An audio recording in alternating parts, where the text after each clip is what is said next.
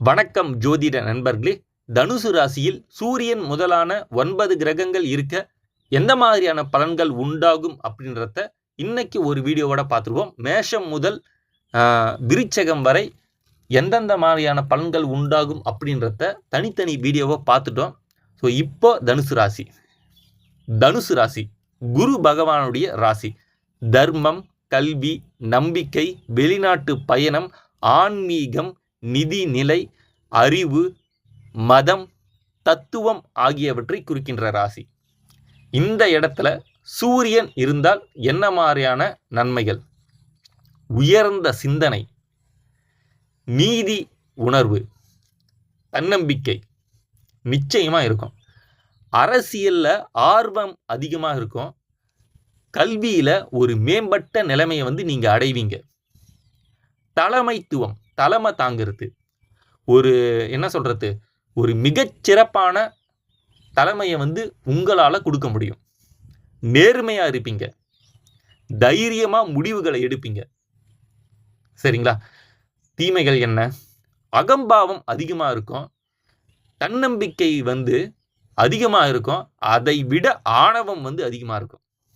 பிறர் கருத்தை ஏற்க மாட்டீங்க. நாம சொல்றது தான் சரி அப்படின்ற எண்ணம் உங்களுக்கு இருக்கும். நீங்க சரியாக தான் முடிவு எடுப்பீங்க, சரியான முடிவுகளை தான் எடுப்பீங்க. சரிங்களா? ஆனா என்ன பிரச்சனை அப்படின்னா, மற்றவர்களுடைய கருத்தையும் நாம ஏத்துக்கணும். ஸோ அந்த பக்குவம் உங்ககிட்ட இருக்காது. சரிங்களா? குடும்ப உறவுகள்ல சிக்கல்களை சந்திப்பீங்க.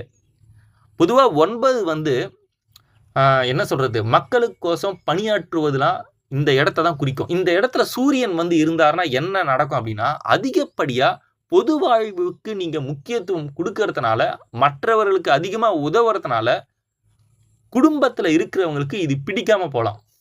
சரிங்களா? ஸோ இந்த பிரச்சனையை நீங்க நிச்சயமா தீர்க்கணும். உங்களுடைய குடும்பத்திற்கு தெரியாம மற்றவர்களுக்கு உதவி செய்யறத நீங்க கடைபிடிக்கிறது ரொம்ப நல்லது. சந்திரன் தனுசு ராசியில் இருந்தால், அதாவது நீங்க தனுசு ராசியா இருந்தீங்கன்னா, நன்மைகள், ஆன்மீக சிந்தனை, அதிகப்படியான பயணங்களை மேற்கொள்வது, மகிழ்ச்சி நிறைந்த மனது உங்களுக்கு இருக்கும். நல்ல தத்துவ ஞானியா நீங்க இருப்பீங்க. கல்வியில அதிக ஆர்வம் உங்களுக்கு இருக்கும். உயர்கல்வி பயிலும் யோகம் உங்களுக்கு இருக்கும். வெளிநாட்டு வாய்ப்புகள் அதிகமாக தேடி குவியும். இங்க வெளிநாட்டு வாய்ப்புகள் அப்படின்றது, இப்போ உதாரணத்துக்கு நீங்கள் மதுரையில் ஏதோ ஒரு கிராமத்தில் இருக்கீங்க அப்படின்னா, உங்களுக்கு சென்னையில் வேலை கிடைக்கிறது, இல்லைனா வெளி மாநிலங்களில் வேலை கிடைக்கிறது, அந்த மாதிரி வச்சுக்கோங்க. இதுவே சென்னையில் இருக்கிறவங்களுக்கு வெளிநாட்டில் வேலை கிடைக்கும். ஸோ நீங்கள் அது மாதிரி ஏற்றுக்குங்க. சரிங்களா? தீமைகள், உங்களுடைய மனசு மாறிக்கிட்டே இருக்கும். இது ஒரு பிரச்சனை. ஒரு கனவு உலகத்திலேயே நீங்கள் இருப்பீங்க. வெளிநாட்டில் நடக்கிற விஷயத்தெல்லாம் நீங்கள் தெரிஞ்சுப்பீங்க. அதன் மூலம் குழப்பமும் அடைவீங்க. சில நேரங்களில் உணர்ச்சி வசப்பட்டு தவறான முடிவுகளை எடுத்துருவீங்க. ஸோ இந்த பிரச்சனைகள்லாம் நீங்கள் பார்த்துக்கணும்.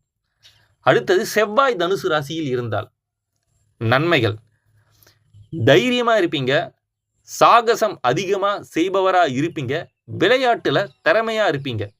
இராணுவம், காவல்துறை, விளையாட்டு செய்திகள் போன்றதுலாம் உங்களுக்கு ரொம்பவே பிடித்தமான விஷயமா இருக்கும். சில நேரத்தில் அதில் தேடி போய் சாதனையும் புரிவீங்க. சரிங்களா? நாட்டுப்பற்றோடு இருப்பீங்க. உங்களுடைய மதப்பற்று கொஞ்சம் அதிகமாகவே இருக்கும் அப்படின்னு சொல்லலாம். சொல்றது மட்டும் இல்லை, அதை செய்தும் காண்பீங்க. சரிங்களா? நிறைய பேர் ஒரு விஷயத்த சொல்லுவாங்க, அதை கடைபிடிக்க மாட்டாங்க, இல்லைன்னா செய்ய மாட்டாங்க. ஆனால் நீங்கள் ஒன்றுத்த சொன்னால் அதை செய்து முடிப்பீங்க. மற்றவர்கள் ஏதாவது ஒரு வேலையை கொடுத்தால் கூட அதை பொறுப்பாக செய்து முடிக்கும் திறமை உங்களிடம் இருக்கும். சரிங்களா? தீமைகள், வாக்குவாதம் அதிகமாக இருக்கும். தான் சொல்றது தான் சரி அப்படின்ற எண்ணம் உங்களுக்கு இருக்கும். திடீர்னு ஒரு முடிவை எடுத்து அதன் மூலம் மிகப்பெரிய இழப்பை நீங்கள் சந்திப்பீங்க. சரிங்களா?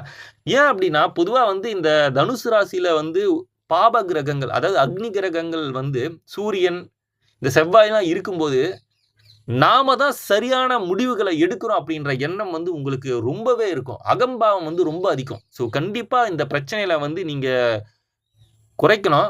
நிச்சயமா மற்றவருடைய கருத்தை வந்து நீங்க கேட்டு நடக்கிறது ரொம்பவே நல்லது. அதாவது ஆ ஒரு விஷயத்துல யாரு வந்து அதிகமான அனுபவம் வந்து அதிகமா இருக்கோ, அவங்களுடைய பேச்சை கேட்பது எப்பவுமே எல்லாருக்குமே நல்லது. சரிங்களா? ஸோ நிச்சயமா வந்து இந்த பிரச்சனைய வந்து நீங்க தீர்த்துக்கணும். அசட்டுத்தனமான பேச்சு பழக்கம் வந்து இருக்கும். ஸோ இதையும் வந்து நீங்க கம்மி பண்ணிக்கணும். புதன் தனுசு ராசியில் இருந்தால், கூர்ந்த அறிவு, நல்ல பேச்சு திறமை கண்டிப்பா உங்களுக்கு இருக்கும். சரிங்களா? ஆசிரியர், வழக்கறிஞர், பத்திரிகையாளர், மொழிபெயர்ப்பாளர் போன்ற துறைகளில் நிச்சயமா உங்களுக்கு வந்து வெற்றி வந்து கிடைக்கும். ஆ அந்நிய மொழிகள் வந்து மிக சுலபமா வந்து உங்களால பேச முடியும். வெளிநாட்டு தொடர்புகள் இருக்கும். முன்னேற்றமும் இருக்கும். சரிங்களா? ஸோ இங்க வெளிநாட்டு தொடர்புகள் அப்படின்றத நான் முதல்லயே சொல்ட்டேன். கிராமத்துல இருக்கிறவங்களுக்கு நகரங்கள் வந்து ஒரு வெளிநாடு மாரி தான். சரிங்களா? வெளி மாநிலங்கள் ஒரு வெளிநாடு மாரி தான். இதுவே சென்னையில இருக்கிறவங்களுக்கு ஆ இதே மார யூரோப்பு, அதுக்கப்புறம் அமெரிக்கா அப்படின்று நீங்க அப்படி எடுத்துக்கங்க. சரிங்களா? சரி. தீமைகள் என்ன? அதிகமான பேச்சு. எப்ப பார்த்தாலும் பேச்சு வந்து இருந்துகிட்டே இருக்கும். நாம சொல்றது தான் சரின்னு அப்படின்ற ஒரு அகம்பாவம் வந்து உங்களுக்கு இருக்கும். ஏற்கனவே வந்து புதன் வந்து ஒரு நாம பேசறது தான் சரி அப்படின்ற ஒரு எண்ணம் வந்து உடையவர். ஸோ இது தனுசு ராசியில இருக்கும்போது இது ரொம்ப அதிகமா இருக்கும். சரிங்களா? தன்னுடைய அறிவை மீறி பேசுவது. நாம வந்து இன்ஜினியரிங் படிச்சிருப்போம். சரிங்களா? ஆனா டாக்டர் மருத்துவம் சம்பந்தப்பட்ட விஷயத்த வந்து சொல்றது, அதுல நான் தான் எக்ஸ்பர்ட்ன்னு சொல்லிக்கிறது. ஸோ இந்த மாரியான பிரச்சனைகள் வந்து நீங்க கண்டிப்பா வந்து தவிர்க்கணும். சில நேரத்துல பொறுமையே இருக்காது. சரிங்களா? அதாவது திடீர்னு முடிவு எடுத்துட்டு பெரிய பிரச்சனைகள வந்து நீங்க மாட்டிப்பீங்க. சரிங்களா? சரி. சுக்கிரன் தனுசு வீட்டில் இருந்தால், ஆன்மீக காதல் வந்து கண்டிப்பா இருக்கும். வெளிநாடுகள்ல நடக்கிற விஷயத்த அதிகமா தெரிஞ்சுக்கணுன்ற ஆசை இருக்கும். வெளிநாட்டு கலாச்சாரத்து மேல ஈர்ப்பு இருக்கும். அதே நேரத்துல நம்மளுடைய கலாச்சாரத்தையும் நீங்க மதிப்பீங்க. சரிங்களா? நல்ல நடிகரா இருப்பீங்க, பாடகரா இருப்பீங்க.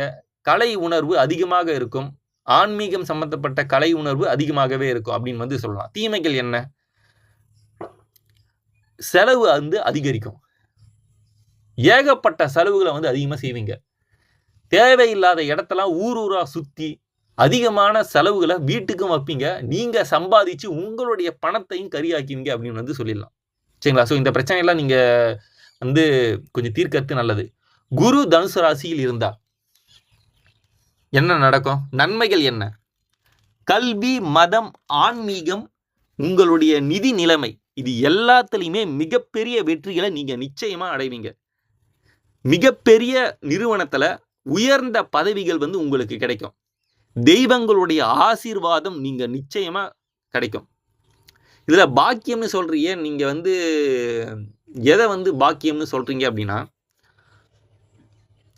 இந்த பூமியில ஒரு மனிதன் பிறக்குறாங்க அப்படின்னா, அவனுக்கு இந்த உலகத்துல அடிப்படையா கிடைக்க வேண்டிய அனைத்து விஷயங்களும் அவனுக்கு கிடைக்கும். அதுதான் வந்து பாக்கியம்னு சொல்லுவாங்க.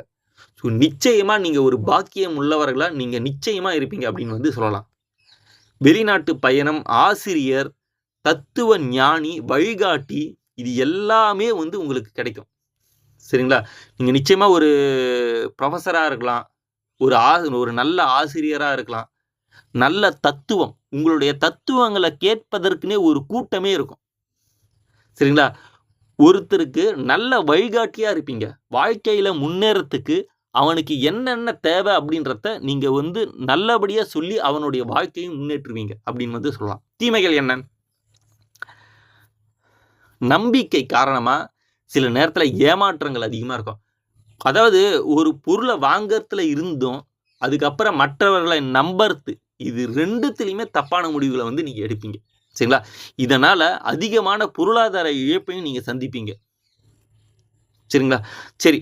சனி தனுசு ராசியில் இருந்தால், இது ரொம்ப நல்லது அப்படின்னு வந்து சொல்லலாம். சரிங்களா? நீங்க எவ்வளவு ஏழ்மையில பிறந்திருந்தாலும், உங்களுடைய கடினமான உழைப்பின் மூலம் மிகப்பெரிய ஆளா வருவீங்க. சரிங்களா? பிச்சைக்காரனா இருந்தாலும் கூட, வாழ்க்கையில நீங்க என்னைக்காவது ஒரு நாள் மிகப்பெரிய ஒரு வெற்றியாளரா, வாழ்க்கையில மிக உயர்ந்த இடத்துல சனி நிச்சயமா உங்கள எடுத்துட்டு போவார். சரிங்களா? நீதி சிந்தனை.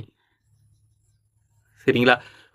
அதாவது பொதுவாக குரு தனுசு ராசியில் இருந்தால் அவர் சொல்கிற நீதிக்கும், சனி தனுசு ராசியில் இருந்தால் அவர் சொல்கிற நீதிக்கும் ரொம்ப வித்தியாசமாக இருக்கும். உயர்ந்த சிந்தனை இருக்கும். தன்னுடைய சாமானிய மக்களுக்காக மிக கடுமையாக உழைப்பவராக நிச்சயமாக இருப்பார். சரிங்களா?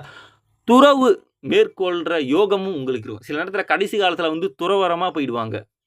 நெறிமுறையுடன் வாழும் மனம். ஒரு சட்டம் இருந்ததுன்னா அதை மிக சிறப்பாக கடைபிடிக்கிறவர்களாக நீங்கள் இருப்பீங்க. சுத்தம், சுகாதாரம் எல்லாத்துலேயுமே நீங்கள் கண்டிப்பாக கடைபிடிப்பவர்களாக இருப்பீங்க. சரிங்களா? பொறுப்பு இருக்குங்க. சரிங்களா? ஒரு விஷயத்தை உங்ககிட்ட கொடுத்தா அதை பொறுப்போட நிறைவேற்ற வேண்டும் அப்படின்ற எண்ணம் இருக்கும். மனதில் அதிகமான கட்டுப்பாடுகள் கண்டிப்பாக இருக்கும். பொதுவாக சனி தனுசுல இருக்கிறது மூல நூல்கள் பெரும்பாலுமே யோகமா அப்படின்னு தான் சொல்லுது. சரிங்களா? யோகமா இருக்கும் அப்படின்னு தான் சொல்லுது. சரிங்களா? சரி, அடுத்தது தீமைகள் என்ன? வெற்றிகள் நிச்சயமாக தாமதமாக தாங்க கிடைக்கும். ஒரு தடவை 2 தடவை தோல்வி தழுவி அதற்கு பிறகுதான் வெற்றிகள் கிடைக்கும். நீடித்த வெற்றியாக இருக்கும். சரிங்களா? நீண்ட கால ஆராய்ச்சியில் வெற்றி இருக்கும். புதுசாக ஒரு கண்டுபிடிக்கிறதுல பார்த்தீங்கன்னா வெற்றி இருக்கும். ஸோ புதுசாக ஒரு விஷயத்தை கண்டுபிடிக்கிறேன்னா ஒரு 2 தடவை தோல்வியை தழுவுறது சாதாரணமான விஷயம்தான். சரிங்களா? ஸோ அதே மாதிரி பார்த்தீங்கன்னா தாமதமான வெற்றி உங்களுக்கு கிடைக்கும். அது நிலைத்து இருக்கிற வெற்றியாக இருக்கும். சரிங்களா? வாழ்க்கையில் சோதனைகள், நெருக்கடிகள் எல்லாத்தையுமே கடந்து வெற்றி பெறுவீர்கள். சரிங்களா? பொதுவாக தனுசு ராசியில் சனி இருப்பவர்களுக்கு வாழ்க்கையில் பிற்பகுதி மிகவுமே நல்லா இருக்கும் அப்படின்னு சொல்லலாம். சரிங்களா? சரி, அடுத்தது ராகு தனுசு ராசியில் இருந்தால் நன்மைகள். தத்துவ சிந்தனை, வெளிநாட்டு வாழ்வு வாய்ப்பு, வெளிநாட்டு மோகம் அதிகமாகவே இருக்கும் அப்படின்னு சொல்லலாம். சரிங்களா? விஞ்ஞானத்தில் வளர்ச்சி. சரிங்களா? சயின்டிஸ்டாக இருப்பாங்க நிறைய பேர். புது புது விஷயத்தை சிந்திச்சு வெற்றி பெறுபவர்களாக கண்டிப்பாக இருப்பார்கள். ஸோ ராகு தனுசுல இருக்கிறது மிகப்பெரிய யோகமாக சொல்லப்படுது. ராகு பகவானுடைய இயற்கையான தீமையான குணங்கள் இந்த இடத்துல மட்டு போகும் அப்படின்னு சொல்லலாம். தீமைகள் என்ன? மதத்தின் மீது தவறான புரிதல் இருக்கும். இதனால மதத்தையே சில நேரத்தில் இழிவுபடுத்தவராக நீங்கள் இருப்பீங்க. மற்ற மதங்களை உயர்த்தி பேசுபவர்களாக நீங்கள் இருப்பீங்க. சரிங்களா? ஸோ இந்த பிரச்சனை உங்களுக்கு இருக்கும். சில நேரத்தில் தவறான ஆன்மீக குருக்கள் கிட்ட நீங்கள் போய் ஏமாந்துருவீங்க. சரிங்களா? போலி சாமியார்களை நம்பி ஏமாறுறது. இதனால தான் பார்த்தீங்கன்னா உங்களுடைய மதத்தின் மீது ஒரு குறைபாடு எப்பவுமே இருக்கும். ஸோ இந்த பிரச்சனைகள்லாம் நீங்கள் கண்டிப்பாக தீர்க்கணும். அதாவது ஒரு தப்பான சாமியார்கள் நிச்சயமாக இந்த உலகத்தில் நிறைய பேர் இருக்காங்க தான். ஸோ அவங்க தப்புன்னு சொல்லிட்டு நீங்கள் உங்களுடைய மதத்தை இழிவுபடுத்துறது நல்லாறது கிடையாது. சரிங்களா? சரி, ஓகே. அடுத்தது கேது தனுசு ராசியில் இருந்தால் மிகப்பெரிய யோகம்னே சொல்லலாம். சரிங்களா? இதனுடைய நன்மைகள் என்ன? யோக சிந்தனை. சரிங்களா? தெய்வத்தினுடைய புரிதல் நிச்சயமா உங்களுக்கு இருக்கும். சரிங்களா? ஒரு தெய்வம்னா என்ன, கடவுள் பார்த்தீங்கன்னா வணங்கறது இப்படித்தான் அப்படின்னு சொல்லிட்டு இறைவனை நெருங்கக்கூடிய யோகமே உங்களுக்கு இருக்கும். ஆன்மீகத்தில் உச்ச நிலையை அடைவீங்க. சரிங்களா? ஸோ துறவு வாழ்க்கை அதாவது சில நேரத்தில் துறவியாவே போயிடுவாங்க. ஸோ அந்த மாதிரியான எண்ணங்கள் உங்களுக்கு இருக்கும். தத்துவம், அதிகமான தத்துவங்களை நீங்கள் பேசுவீங்க. உங்களை மாதிரி தத்துவம் கண்டிப்பாக யாருமே பேச முடியாது. அந்த அளவுக்கு இருக்கும். பக்தி அதிகமாக இருக்கும். தியானங்களில் மூழ்கி போகிறது. இந்த மாதிரி எண்ணங்கள் இருக்கும். இது விதத்தில் ஒரு பிரச்சனை தான் இதுவும். சரிங்களா? ஆத்ம உணர்வு, ஆன்மா உங்களுக்கு சுத்தமாக இருக்கும். சரிங்களா? சரி, இதனுடைய தீமைகள் என்ன? உலக வாழ்க்கையிலிருந்து விலகிடுவீங்க.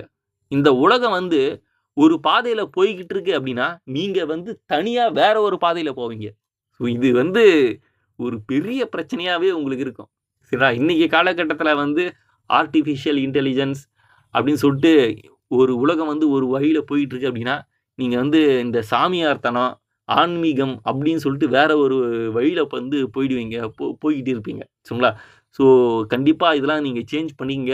ஏன்னா உலகத்தோடு ஒத்து வாழ்வது தான் நல்லது. சரிங்களா? ஸோ கேது இந்த இடத்துல இருக்கிறவங்க நிச்சயமாக இந்த பிரச்சனையை தீர்த்துறது நல்லது. அதாவது எப்போவுமே நான் நிறைய பேருக்கு சொல்கிறது தான், இந்த உலகத்தில் இருக்கிற அனைத்து சுகபோகங்களையும் அடைந்து விட்டு அதுக்கப்புறம் வந்து கடவுளை கும்பிடுங்க. அதுதான் நல்லது. ஒரு 60-70 வயசுக்கு மேலே நீங்கள் கடவுளை வணங்குறது நல்லது. சரிங்களா? ஸோ இளம் வயதில் எனக்கு தெரிஞ்சு கடவுள் ஆன்மீக சிந்தனையில் மூழ்கி போகிறது அந்த அளவுக்கு நல்லது கிடையாது. ஸோ இன்னைக்கு இருக்கிற ஏன்னா இது போட்டியான உலகம். ஸோ நிச்சயமாக வந்து இந்த மாதிரி வேற ஒரு வழியில் வந்து போகாதீங்க. ஸோ இது என்னுடைய அறிவுறுத்தல். சரிங்களா?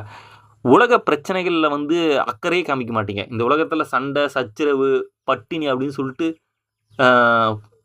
இருக்கும். சரிங்களா? ஆனால் நீங்கள் வந்து இதெல்லாம் வந்து கடவுள் வந்து கொடுத்தது. ஒருத்தன் செய்கிற பாவத்துக்கு இவங்க அனுபவிக்கிற தண்டனைகள் அப்படின்னு சொல்லிட்டு நீங்கள் நினைப்பீங்க.